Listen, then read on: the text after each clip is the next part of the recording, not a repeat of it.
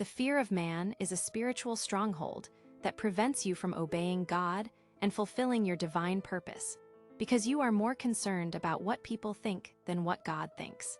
Proverbs 29, verse 25 says the fear of man brings a snare, but whoever trusts in the Lord shall be safe. Here is how the fear of man destroys your destiny.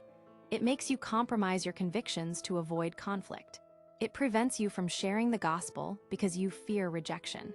It stops you from pursuing your calling if others disapprove. It causes you to hide your light under a bushel instead of letting it shine. It makes you a people pleaser instead of a God pleaser. It creates anxiety about human opinions that should not matter. Here is how to overcome the fear of man. First, remember that people cannot determine your eternal destiny. Only God has that power.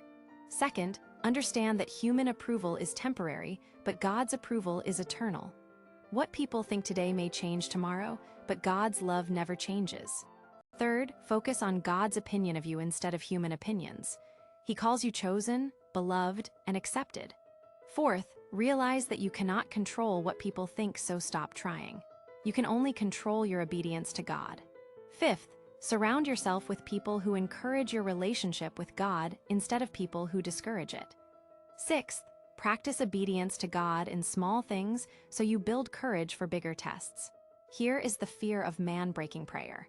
Lord, I renounce the fear of man, and I choose to fear you alone. I will obey your voice even when others disagree. I will speak your truth even when it is unpopular.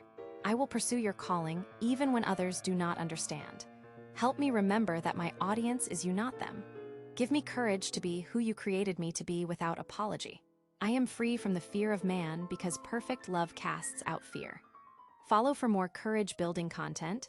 Comment fearing God only if you choose his approval over human approval, and share this freedom with someone paralyzed by what others think.